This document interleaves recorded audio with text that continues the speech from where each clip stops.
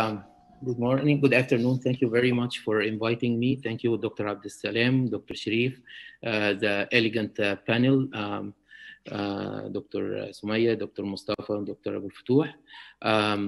Today I'm going to present the clinical implementation and limitation of our MRI guided program at Loyola University in Chicago with a focus on pancreas cancer Sbrt. So just to give you an overview, Loyola University is one of the top 3 or 4 universities in Chicago. They have their main campus in Maywood. And a few years ago, they decided to have a South campus in the Orland Park area that was built from the ground up. We have 2 bunkers for radiation in this center, in the radiation department. We had the first MRI guided radiation machine. This when the magnet of the MRI linear accelerator was delivered to the center. Now that's how it stands. We have the Meridian MRI linear accelerator, and we have a TrueBeam standard linear accelerator. The opening was in August 2018. That's when I joined Loyola. And of course, it made it to the news as the first MRI guided linear accelerator.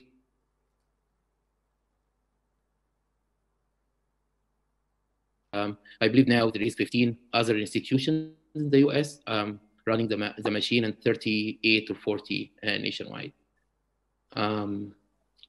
We have an infusion center in the 2nd floor. So the Meridian is a 6 MeV linear accelerator with a 4 millimeter MLCs.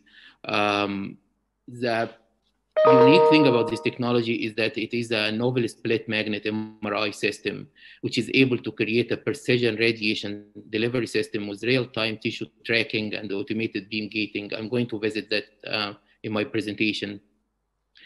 The unique thing about this machine too is that we are able to have on-the-fly treatment plan that enable us for on-table adaptive re-optimization and quality assurance within a couple of minutes while the patient is on the treatment table. So I think the wide screen didn't, it altered my presentation here, but it is an 0.35 Tesla MRI. They have certain gradient that they claim it gives a quality of image as compatible to 1.5 Tesla. So we treat primarily breast, liver, and pancreas patients on this machine. However, we treat anything in the thorax, abdomen, or pelvis. So we have been treating some adrenals, para-aortic, prostate, of course, lung cancers. So why MRGRT? What is the advantage of MRGRT, and why do we need MRI guidance for radiation therapy? So we have witnessed the significant evolution in the radiation therapy throughout the past 70 years, starting with the cesium and cobalt machines, all the way to linear accelerators with 2D, 3D planning, IMRT, tomotherapy, cyberknife, now MRI guided, and coming very soon the PET-based linear accelerators. This is a picture from 1955 in Oak Ridge Hospital here, where they had a cesium-137 machine.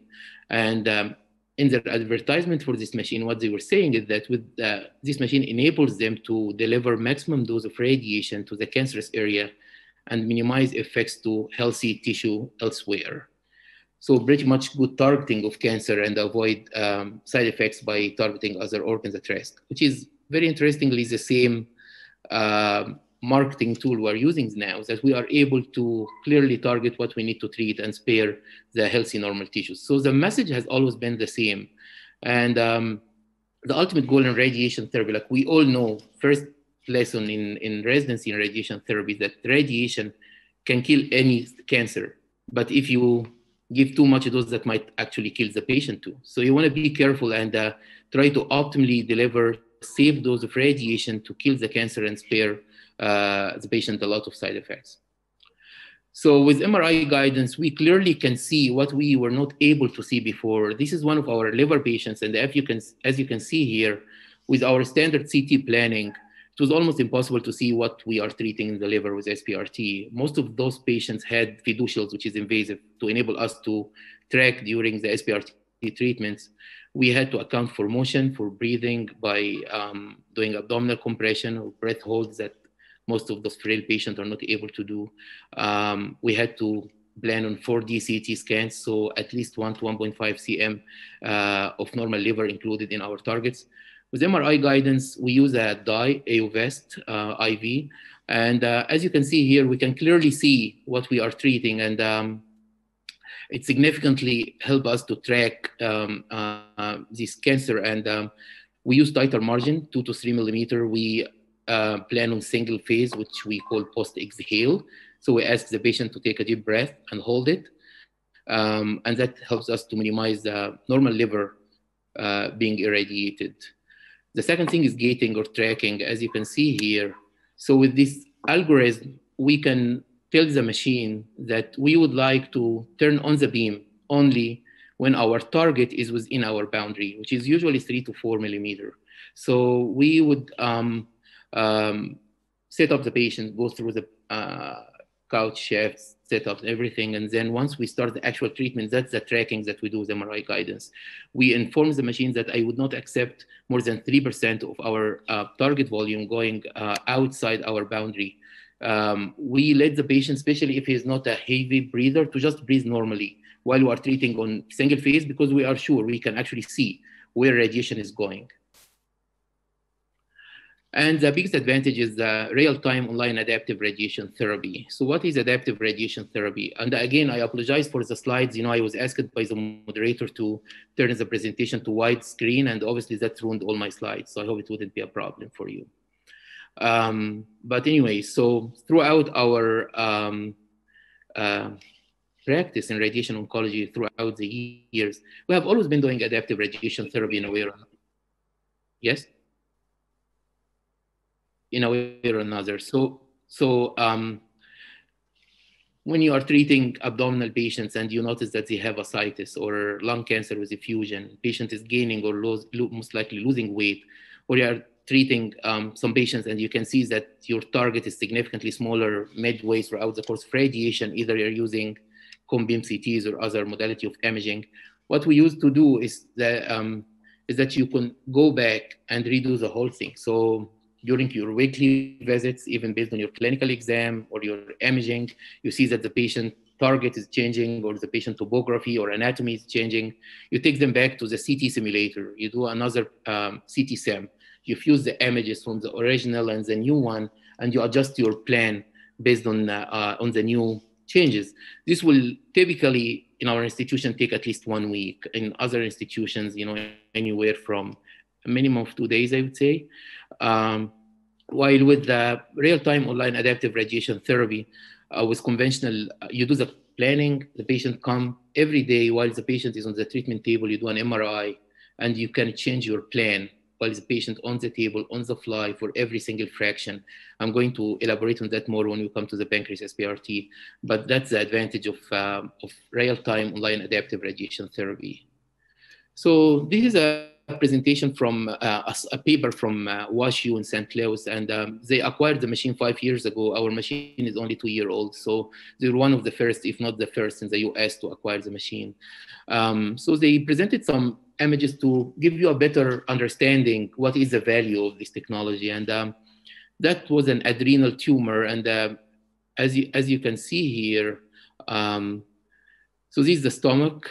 I'm sorry, let me get this screen bar away from the way. Okay, so this is the stomach here, and during the CT simulation, the first day when the patient came for planning, for simulation, that's the first fraction and that's the second fraction, same cut, same level, everything. And you can clearly see that the size and shape of the stomach significantly changed. So if you are aiming to deliver 50 gray to this adrenal tumor, and you're not able to account for this change in your daily fraction, you are pretty much giving 50 gray, or at least in this single fraction, 10 gray to significant part of the stomach. While we know our maximum dose should be less than 36 cumulative dose to 0.5 cc or maximum point dose in the stomach. Same thing here in a lymph node next to the aorta, and you see the esophagus. So all these hollow structures, all these GI structures really change in location pretty much in every single fraction you're treating. So pancreas cancer, trying to make the invisible visible. So what is the rationale of improved systemic therapy what is the rationale for radiation in pancreas cancer? And we all know that the role of radiation in pancreas cancer has been an area of big debate, either in the adjuvant setting, borderline resectable, or inoperable setting. With older data utilizing older radiation therapy techniques, dose, and even older chemotherapy that was proven to be not optimal, radiation did not do as great. But now we can see with the advancement in systemic therapy, thanks to our medical oncology colleagues, we can see that the improvement in survival in pancreas cancer patients has been evolving throughout the past few years with either combination therapy or introduction of FOLFIRINOX. Those patients live longer.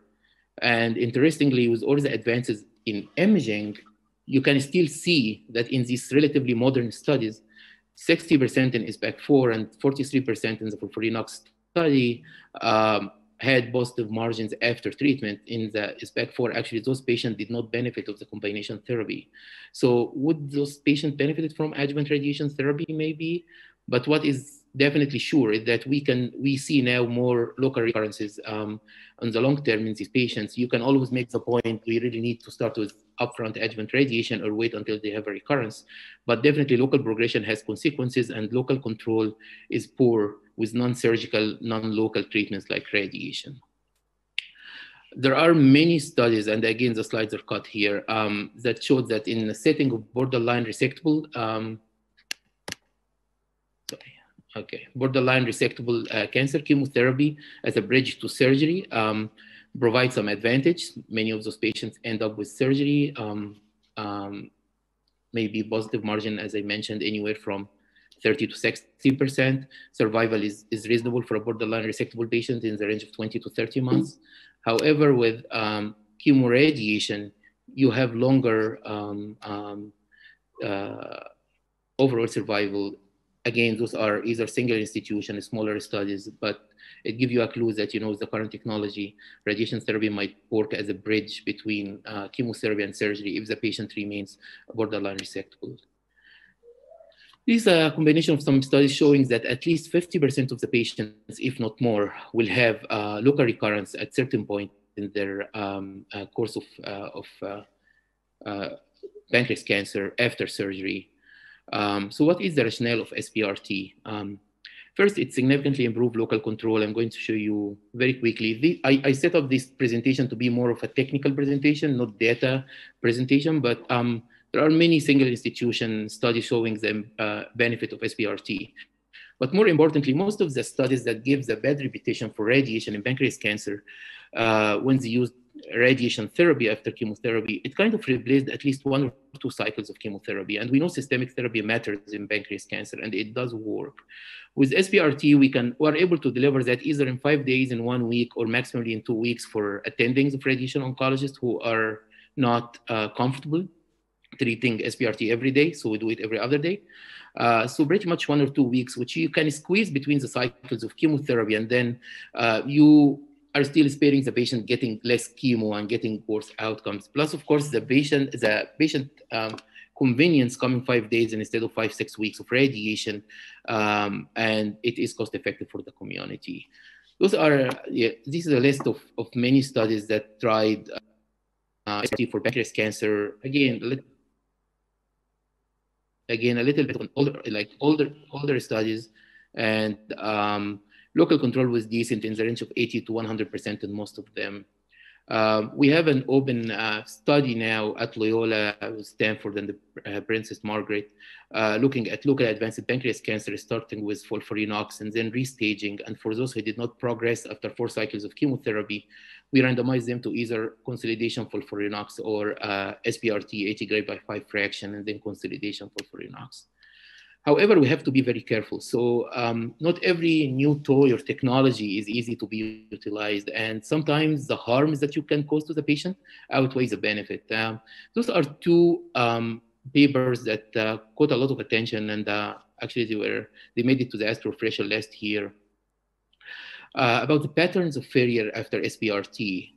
And this is a paper came from MD Anderson, looked at approximately 500 patients. And what they found that the majority of those patients, more than 80% of them, had failures around the celiac artery or superior mesenteric artery. And for many attendings who do SBRT for pancreas cancer, they try to treat the gross disease that they can see, especially with CAT scan. It is very hard to identify the disease compared to having MRI for every single patient. So sometimes in my practice, I actually do PET scans too, which is very debatable. Not many people do that, but I like to have all the information from PET, MRI, and CT. Um, but looking at this data, you find that 80% of those patients fails actually around the arteries, which not commonly encompassed, and the um, inclusion of elective nodal irradiation in pancreas cancer is not really, it is very debatable. Not many people do that, especially with SBRT. I think we have to be careful. I think we should include a CTV, which usually we don't do. In SBRT, we usually have a gross target volume and then a planning target volume. However, here we we add a CTV to include these vessels now, knowing these data that there is a high risk of recurrence there. Data also came from Cincinnati.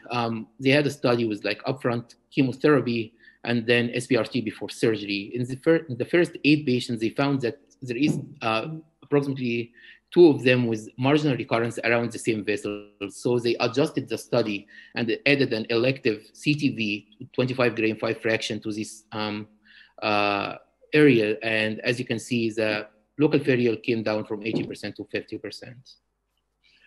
This is a very intriguing study, came from MD Anderson, showing that not only is the setup and your target and contouring matters, but actually the dose matters too. And giving higher doses of radiation with BED more than 70 gray might make significant difference. So they looked at 200 patients with locally advanced pancreas cancer, and they found 25% of them, approximately 47 patients exactly, who had more than 1 centimeter distance between the gross disease and any luminal organ, which would be stomach, duodenum, small or large bowel. So in these patients, they felt they did not have the MRI guided technology. So they thought that having at least 1 cm away from the target, it would be safe enough to escalate the dose to the gross disease.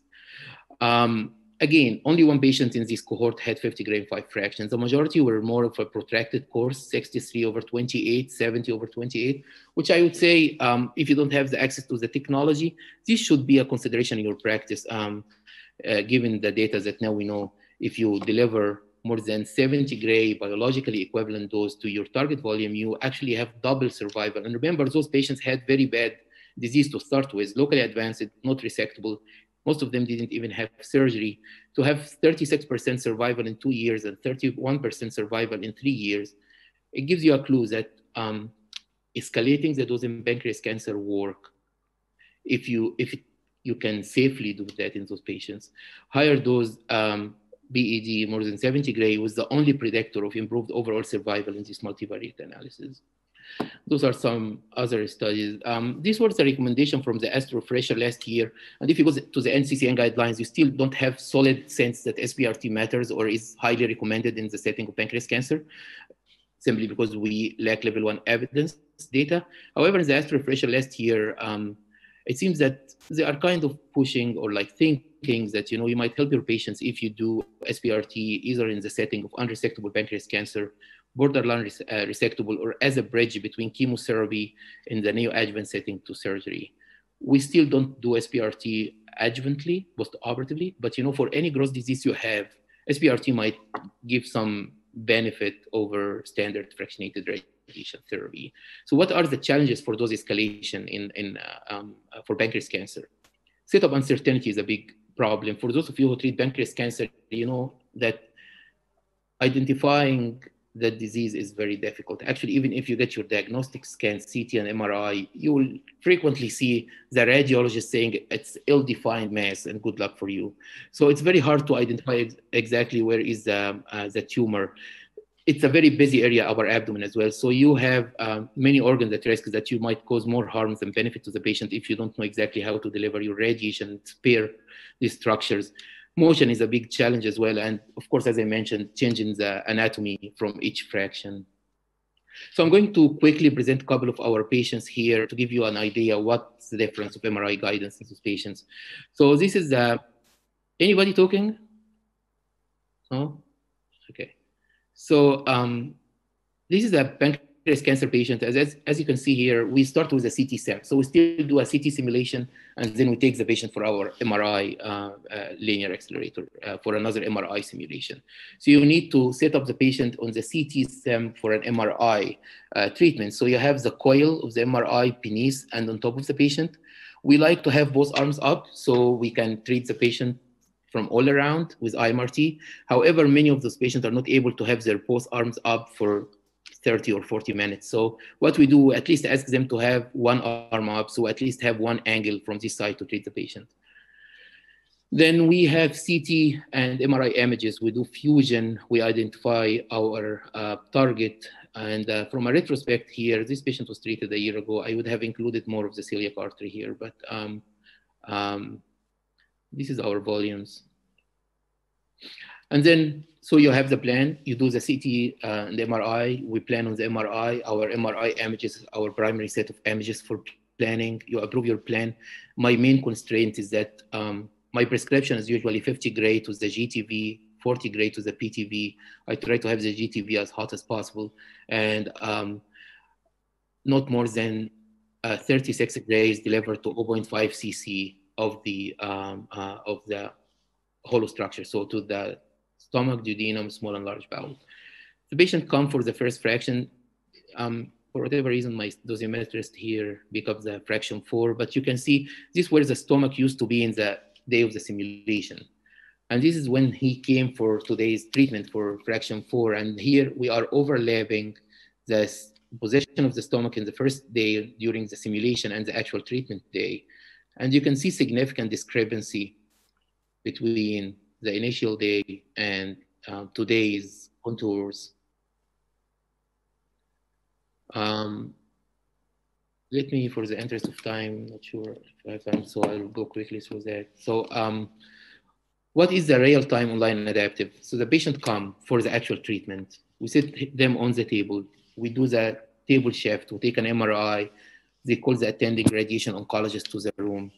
We make sure that our target is in the right position, the patient setup is correct. And then we compare the organs at risk from the day of simulation to today's scan. And it's not uncommon. I would say in 5 fractions Sbrt, at least 2 or 3 times, we see significant difference in the number of structures. Then I'm in the room recontouring everything. We create a 3 centimeter ring around our PTV. And anything inside, we recontour again. When we do that, we will have an original plan based on the CT and MRI simulation. And now we will have what we call a predicted plan, which is the original plan that we had for this patient based on today's anatomy, today's contours. So in this specific patient, in this specific fraction, you can see that both, like actually stomach, duodenum, small and large bowel are not meeting our constraint that was met in the initial plan. And if we didn't have access to reevaluating these structures, you would have treated thinking that you are giving the right dose safely to this patient, while actually you are giving way higher volume of these structures, more dose of radiation. So now we know that the original plan is not working optimally, and actually it might harm the patient. So what we do, we'll ask the machine, okay, now please do another IMRT plan while the patient is on the table, based on the directives that we give for coverage and for organs at risk, but based on today's contours. It takes approximately 2 minutes to have this IMRT plan. Usually you like to have a visual first to make sure that the plan is encompassing the structures, and then you go to the numbers. So now you had the original plan, which was the original plan on original contours. You have predicted plan, which is the original plan on today's anatomy. And then you have what we call re-optimized plan, which is a new plan based on today's anatomy. And as you can see, everything's pretty much fixed. So we again got back to the tolerance level for every single structure. So we're able to treat safely now. Once we are done with that, before treating the patient, the machine has a QA. We use the patient as the phantom, and they run a QA, make sure that the chief physicist, of course, with me in the room, make sure that the plan is visible, and then we treat.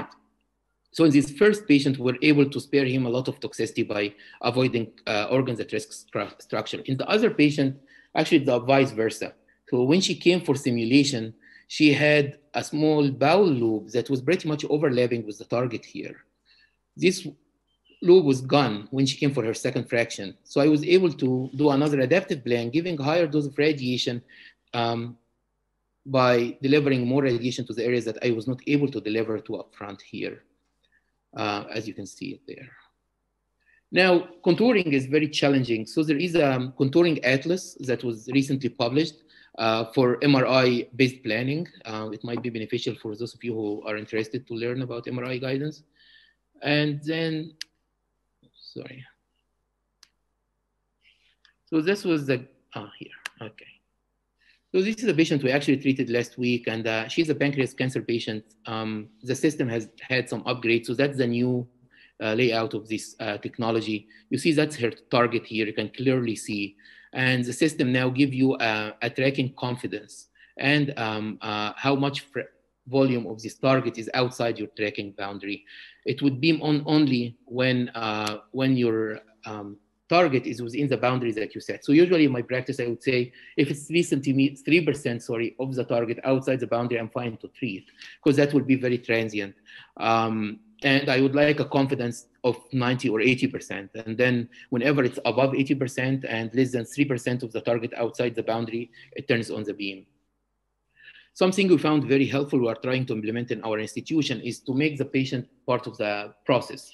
So the patient will be on the MRI machine here, his or her head will be here. There will be a monitor here and the cameras that he can see. So he can actually see the motion. So instead of my therapist trying to coach the patient to take a deep breath, hold it a little bit to expedite the process of treatment, now he would understand that he needs this red target within this blue boundary, and he can adjust his breathing up to his convenience to expedite his treatment. There is some data saying that with this in-room monitoring, that the patient feeling he's part of the treatment process, you spend less time on the treatment table, and actually you have better prediction how long is the treatment.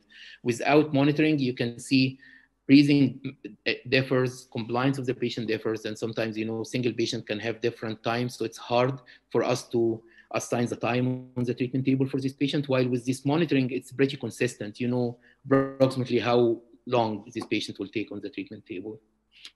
Now, it's a brand new technology, so we like level 1 evidence. There was like a smaller study from many centers showing that with the 2-year overall survival was 50% with this technology, and local control was up to 80% in 2 years, which is very decent in those advanced patients. This prompted us to phase 2 multi-center study for the centers who have the MRI guided radiation machine, and it is ongoing. It's called Sbrt study, and the ultimate goal is to deliver 50 gram 5 fraction to the PTV in this study. I'm not going to go through that for the interest of time, but again, that's an oligometastatic liver patient, and again, you can see, and tracking is a big thing in liver tumor. We can make a case to treat oligometastatic disease if a patient is a long survivor and had exhausted all the systemic therapy with Sbrt. And finally, something that is beneficial here, because here medicine is kind of insurance driven and you cannot treat if the insurance wouldn't approve you. That was actually, this is an Egyptian guy who I saw last week, and he had a locally advanced borderline resectable pancreas cancer, received 4 to 6 cycles of FOLFIRINOX in another institution, and then came back with scans unfortunately showing 3 liver mets and advanced disease. He's in much pain. I really wanted to treat him with Sbrt or escalate the dose with IMRT to at least 70 gray BED. So his insurance wouldn't pay for that, because technically now he's a metastatic disease patient. What we could do, we use the technology to create an SIP plan. So 40 gray in 15 fraction standard palliative dose. And for the GTV, I'm giving 52.5 gray, which is equal to 70 gray BED. And then we converted the plan from IMRT to 3D conformal. So we don't charge him for IMRT, and his insurance would pay for 3D conformal for palliation. It's a long plan with 50 beams, because we converted like 5 beams of 10 segment to 50 beams, but at least now we are able to treat him. The technology comes with significant challenges. It's still an MRI tunnel, right? So weight matter. Larger patients we are not able to treat. Many patients are claustrophobic. We cannot offer them the technology. The placement of the coils and how to set up the patient is a big challenge. And actually, we do huddle. So me, the physicist, and the therapist will meet before every CT and MRI simulation to reach out an optimal positioning, where to put the coils, how to set up the patient, the position of the arms, all these kind of things based on individual cases. It is inconvenient. It's an hour treatment with this recontouring. The longest time, usually 15 minutes just for recontouring these structures. Again, contouring is not, we were raised and grown up on CT planning. So to learn MRI, it's a very steep learning curve. It takes at least 6 months. Adaptive workflow is very labor intense. We don't yet have level 1 evidence. However, we believe that, it's making difference, at least in our institution, with the experienced outcomes we have been seeing. So in conclusion, radiation therapy is an essential component of effective cancer care and is used across nearly all cancer types. Clinical evidence supports the use of radiation therapy in 50% of all cancer patients. Delivery of radiation therapy is becoming more precise through rapid advancement in both computing and imaging. The impact of direct integration of MRI with linear accelerator extend beyond improved imaging and dose deposition to adaptive treatment, etc. Real-time guided RT and Sbrt is really transforming the workflow capability, making it difficult, but I think it would benefit the patient eventually. Improvement in systemic therapy in pancreas cancer has resulted in better overall survival in the past few years. And radiation therapy, which initially had a bad reputation due to negative older studies with lower radiation dose, primitive radiation techniques, and outdated chemotherapy, is now more important than ever. Improved systemic therapy resulted in increased need for local control. Hypofractionated and Sbrt treatments are promising and should continue to be investigated in the setting of phase 3 clinical studies. Sbrt should be delivered in high volume centers with optimal IGRT capabilities. I finally would like to thank our team at Loyola University Chicago. Recently, we celebrated our 100 patient on the Meridian machine. And by that, I conclude, and thank you very much.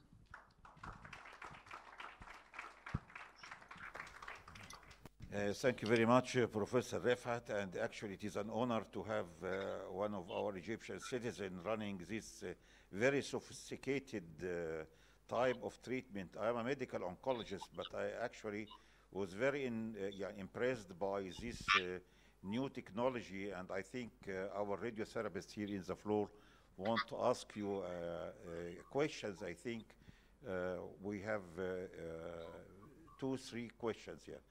Professor Saad Zaghloul from the NCI Egypt. Yes, you can take the. You come here, please, yes, to see the. Just sit down. It's a very nice presentation, Tamer. We are so impressed. I want to ask you about the quality of the pictures of the 0.35. The vendor says that it is the same like 1.5 Tesla. Is this true on the real life? Thank you very much, Dr. Saad Zaghloul and Dr. Serafi, أساتذتنا الكبار. I totally agree with you. So when we first started, 0.35 Tesla is really a very low quality. Dr. Dempsey, who is the founder of the technology, a physicist from WashU, came and gave a very long presentation on my personal experience, and they noted that the image quality at Loyola is actually better than WashU, where they started, because at WashU they used to use very thick alpha cradle, so actually it compromised the quality of the images, where we elected VacLox, which is like thinner. I can tell you I have a decent quality image to see what I need to see. And the other vendor, Electa, and their machine, they have 1.5 Tesla machine, but they lack the gating part, which for me is one of the main advantage of MRI guided radiation, that you are able really to track beam on, beam off based on the volume. If you have a like 1.5 Tesla and you can clearly see, but you can't track during the actual treatment, they claim that that is pending FDA approval for them. But for the current situation, I'm satisfied with the quality of images I'm having. It enabled me to really see what I need to see. And it's not a diagnostic quality of image, but it is enough for me to see what I need to treat. And getting a tracking is a very important point for me. Okay. may I have another question?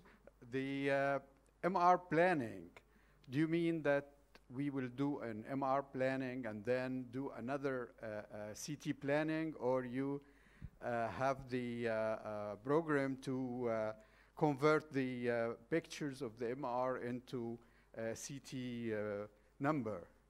So because Yes. we have MR sim, and I see. it's easy to have this, yeah, but we do it in double way, MR sim as well as CT sim.